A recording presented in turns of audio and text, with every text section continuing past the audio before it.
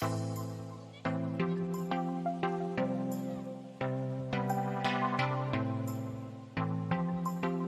And welcome to SM learning curve. आज हम start कर रहे हैं new subject secretarial practice. One of the important subject, बहुत ही प्रैक्टिकल है, बहुत कुछ सीखने मिलेगा।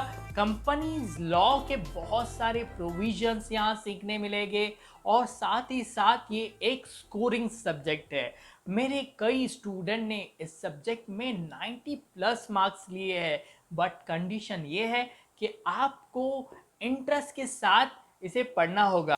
अगर करियर में आपको किसी कंपनी का सेक्रेटरी बनना है या कॉरपोरेट लीगल कंसल्टेंट बनना है तो ये सब्जेक्ट आपके लिए एक परफेक्ट स्टार्ट होगा। ठीक है, देखिए, कंपनी सेक्रेटरी बनने के लिए आपको एग्जाम क्लियर करने होंगे जो कि आईसीएसआई कंडक्ट करता है, institute of companies secretaries of India. किस तरह एग्जाम दिए जाते हैं, कितने सब्जेक्ट्स होते हैं, साल में कितने बार एग्जाम्स होते हैं, कितने डिफरेंट लेवल होते हैं, इस पर एक पूरा मैं वीडियो ज़रूर पोस्ट करूंगा। सो स्टार्ट करते हैं हम एसपी के साथ। एसपी का पहला चैप्टर है कॉरपोरेट फाइनेंस। ठीक है, सबसे पहले हम चैप्टर में हमें क्या पढ़ना है इसका कवरेज एक बार क्विक लुक देखते हैं। ओके, मीनिंग पढ़ना है हमें कॉर्पोरेट फाइनेंस का। देन डेफिनेशन हमें पढ़ना होगा। इंपॉर्टेंस ऑफ कॉर्पोरेट फाइनेंस है, कैपिटल स्ट्रक्चर किसे कहते हैं, इसके कंपोनेंट्स क्या होते हैं, बहुत ही इंपॉर्टेंट है ये। फिक्स कैपिटल क्या होता है, वर्किंग कैपिटल किसे कहते हैं, साथ ही साथ बहुत सारे टर्म से हम फैमिलियर होने वाले इस चैप्टर में, जैसे कि own fund, borrowed fund, debt equity, financing decision, investing decision है। देन कॉस्ट ऑफ कैपिटल किसे कहते हैं, मनी मार्केट है, कैपिटल मार्केट है। बहुत कुछ हमें इस चैप्टर में सीखने मिलने वाला है। साथ ही साथ हम एक बैलेंस शीट को एनालाइज करेंगे। ठीक है, इस चैप्टर को हम पार्ट पार्ट में पढ़ेंगे। सारे पार्ट इसी प्लेलिस्ट में अवेलेबल होंगे। इनफैक्ट एसपी के जितने भी चैप्टर्स हैं वो एक ही प्लेलिस्ट में अपलोड होंगे। ओके, तो स्टार्ट करते हैं कॉर्पोरेट फाइनेंस से। ओके, देखिए, दो अलग अलग वर्ड है, कॉर्पोरेट और एक है फाइनेंस। कॉर्पोरेट क्या मतलब होता है, कंपनी। 11th में हमने डिफरेंट फॉर्म ऑफ बिजनेस देखा जिसमें हमने कंपनी के बारे में पढ़ा था। ठीक है, जॉइंट स्टॉक कंपनी आपको अगर याद होगा तो। कॉर्पोरेट का मतलब होता है कंपनी। फाइनेंस को हम समझते हैं, फाइनेंस क्या होता है। The term finance related to money and money management, it is related to inflow and outflow of fund. ठीक है, तो देखिए, ये जो फाइनेंस की बात हुई, फाइनेंस की जो मीनिंग की जो बात हुई, उसमें दो टर्म हमने देखा है। एक है इनफ्लो एंड आउटफ्लो। इनफ्लो मतलब आना और आउटफ्लो मतलब जाना। Inflow of what, money, and outflow of money. Okay, क्या है ये इनफ्लो एंड आउटफ्लो। देखिए, बिजनेस को रन करने के लिए सबसे इम्पॉर्टेंट जो होता है ना, वो होता है फाइनेंस, पैसा, मनी। विदाउट फाइनेंस आप बिजनेस को रन नहीं कर सकते हैं। इनफ्लो मीन्स फंड का बिजनेस में आना। अगर हम पार्टनरशिप बिजनेस स्टार्ट करते हैं तो फर्म में पैसे कैसे आते हैं, पार्टनर लेके आते हैं। फंड इनफ्लो होता है थ्रू पार्टनर्स कैपिटल। देखिए, लेकिन कंपनी की जब बात होती है ना, तो कंपनी में ओनरशिप और मैनेजमेंट दो अलग अलग हाथों में होता है। ठीक है, कौन कंपनी मैनेज करता है, कंपनी मैनेज करता है बोर्ड ऑफ डायरेक्टर। ठीक है, तो कंपनी में पैसे आते कहाँ से है, ठीक है, और कंपनी का ओनर कौन होता है, तो ये पैसे डिफरेंट डिफरेंट सोर्सेस से कंपनी में आते हैं। ओके, कंपनी को रन करने के लिए ह्यूज कैपिटल की रिक्वायरमेंट होती है। देखिए, ह्यूज कैपिटल का मतलब क्या होता है, 100 करोड़ या ज्यादा, 500 करोड़ या उससे भी ज्यादा, इतनी फंड की रिक्वायरमेंट है बिजनेस को रन करने के लिए। और अगर हमने पार्टनरशिप बिजनेस ओपन किया, एक फर्म ओपन की, तो हमें क्या करना होगा, ये फंड की रिक्वायरमेंट कैसी होगी, पार्टनर्स लेके आएंगे। ठीक है, मैक्सिमम कितने पार्टनर होते हैं हमने देखा था, अगर नॉन बैंकिंग है तो 20 पार्टनर्स होते हैं, तो 20 पार्टनर 200 या 500 करोड़ कहां से अरेंज करेंगे। इसीलिए जब भी कैपिटल की रिक्वायरमेंट ज्यादा हो तो बेस्ट यही है कि आप एक कंपनी ओपन कर लो, ठीक है। तो अब बात करते हैं कि कंपनी कैपिटल का कहाँ से करती, ये जो डिफरेंट सोर्स है वो क्या होते हैं, ठीक है। डिफरेंट सोर्स मतलब इक्विटी शेयर इशू कर सकती है कंपनी, प्रेफरेंस शेयर इशू कर सकती है, डिबेंचर्स के बारे में हमने देखा था, ये सारी चीज हमने 11th में पढ़े हैं, तो हम इस पे डिटेल में बिल्कुल भी बात नहीं करेंगे, ठीक है। तो कंपनी इन सारे सोर्सेस के थ्रू अपने कैपिटल को अरेंज करते हैं, कैपिटल अक्वायर करते हैं, ठीक है। कंपनी में इनफ्लो हो रहा है फंड ये सारे सोर्सेस से, ठीक है। इनफ्लो आपको क्लियर है, ठीक है। हम फाइनेंस के मीनिंग को समझ रहे जिसमें हमने इनफ्लो को अभी क्लियर किया, ठीक है। ठीक है, the term finance is related to money and money management and it is related to inflow and outflow of money. Okay, अब हम बात करते हैं आउटफ्लो की, ठीक है। आउटफ्लो मतलब पैसों का जाना, नॉट एग्जैक्टली जाना, टू बी प्रिसाइज पैसों का बिजनेस में इन्वेस्ट करना। जो फंड आया है, अभी अभी हमने जो पैसे को एक्वायर किया है, उस पैसों से हम कुछ फिक्स असेट बाय करेंगे, है ना, कुछ रॉ मटेरियल बाय करेंगे, कुछ पैसा हम इन्वेस्ट करेंगे डिफरेंट डिफरेंट प्रोजेक्ट्स में। तो हम उस पैसे को कैसे मैनेज करते हैं, इसी को कहते हैं फाइनेंस। रिपीट करता हूं, the term finance related to money and money management, it is related to inflow and outflow of money. Hopefully आपको फाइनेंस का मीनिंग अच्छे से समझ में आ गया होगा। तो अब तक हमने कॉर्पोरेट समझा, कॉर्पोरेट मतलब कंपनी, और फाइनेंस को भी समझा। अब हम बात करेंगे कॉर्पोरेट फाइनेंस की, okay. Corporate finance deal with the raising and using of finance by corporation. It deals with the financing activities of the corporation, capital structuring and making investment decision.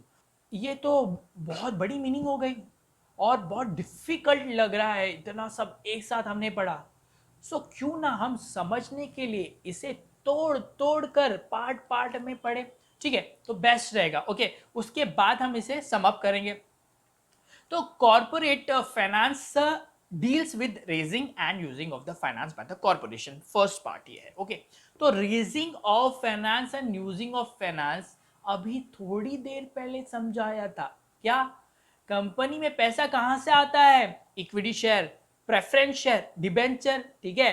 So company raises finance through issue of shares and debenture, और इस पैसे को वो कहां use करता है, ठीक है।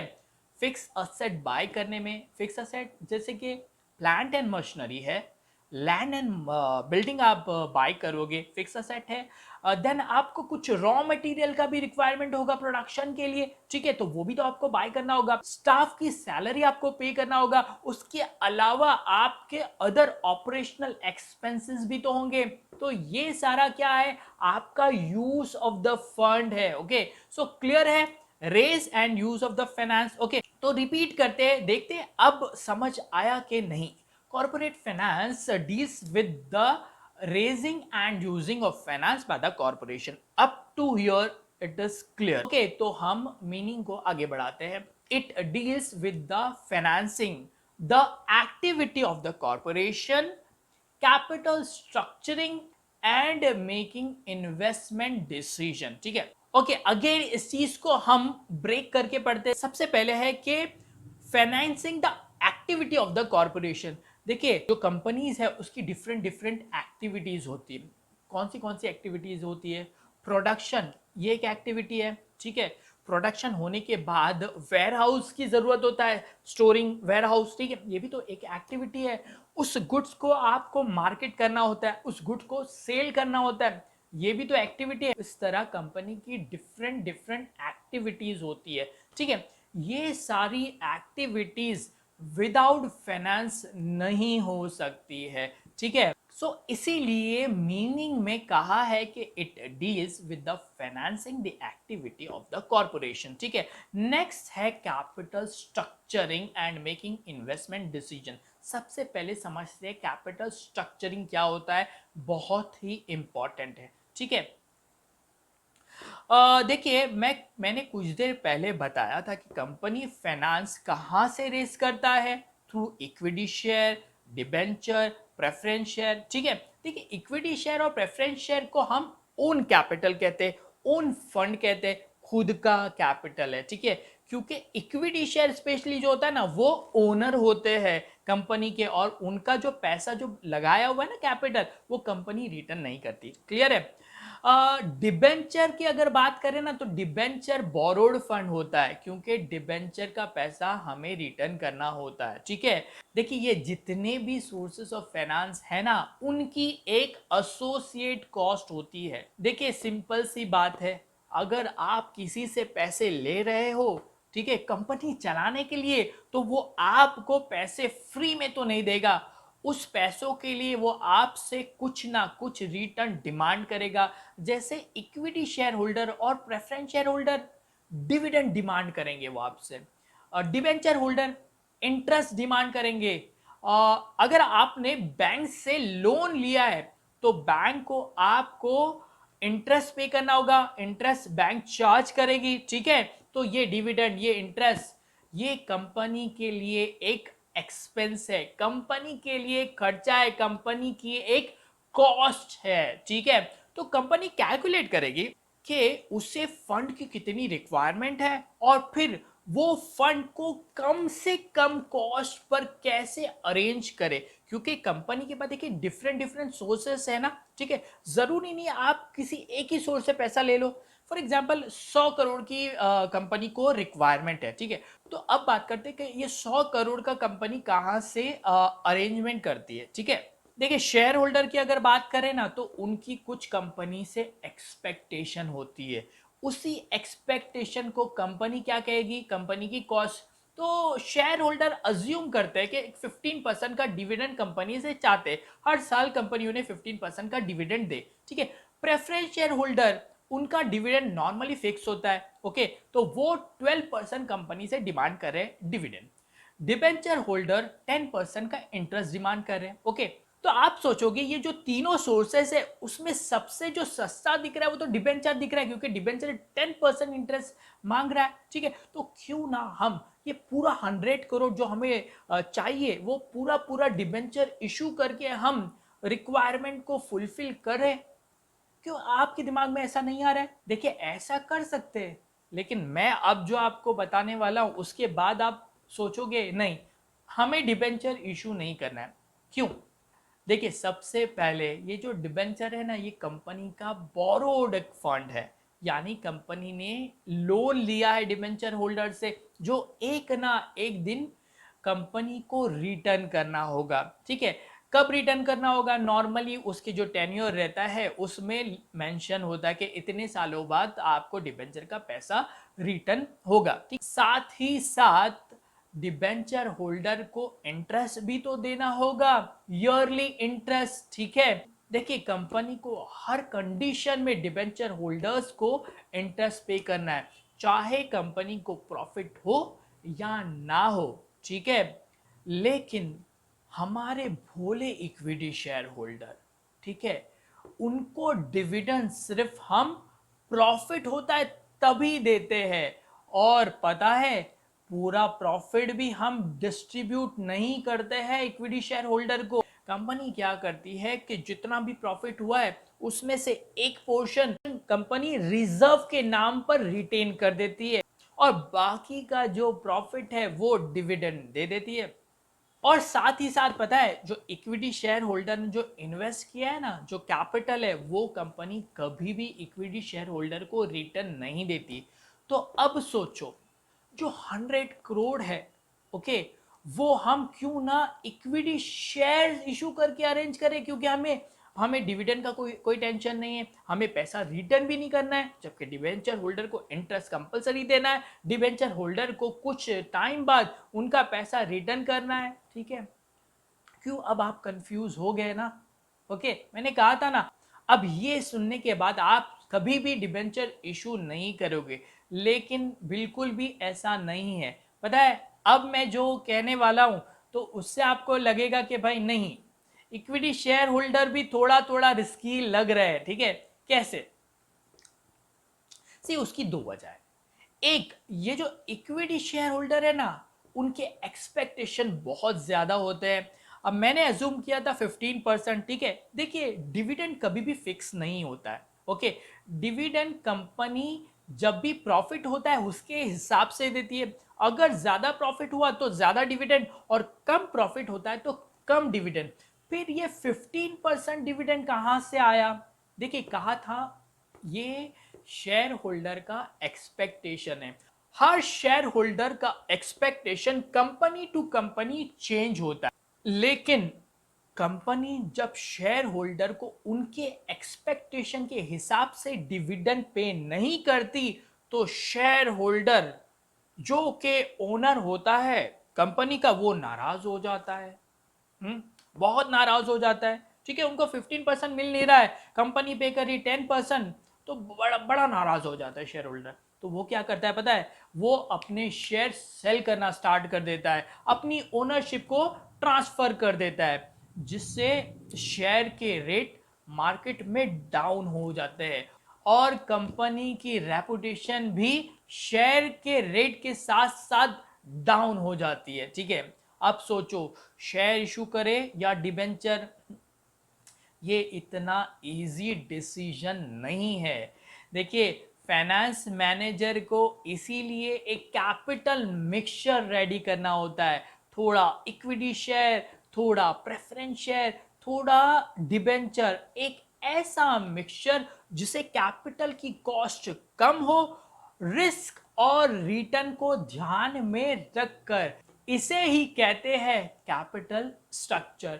होपफुली आपको समझ आ गया होगा, ठीक है।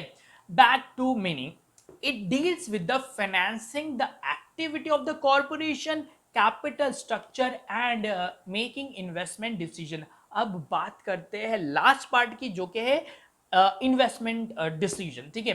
देखिए इन्वेस्टमेंट डिसीजन मतलब, देखिए आपने ये जो फाइनेंस अरेंज किया है ना, ठीक है, डिफरेंट डिफरेंट सोर्सेस है, उसमें शेयर होल्डर को डिविडेंड देना है, इक्विटी शेयर और प्रेफरेंस शेयर होल्डर को, ठीक है। साथ ही साथ आपको डिबेंचर होल्डर को इंटरेस्ट देना है। तो आप वो सारी एक एवरेज कॉस्ट निकालोगे कि कितना टोटल कॉस्ट आएगी, ठीक है। आपको प्रॉफिट कमाना है तो आप अपना प्रोडक्ट सेल करोगे कॉस्ट से ज्यादा पर, ये बात तो हमें पता है।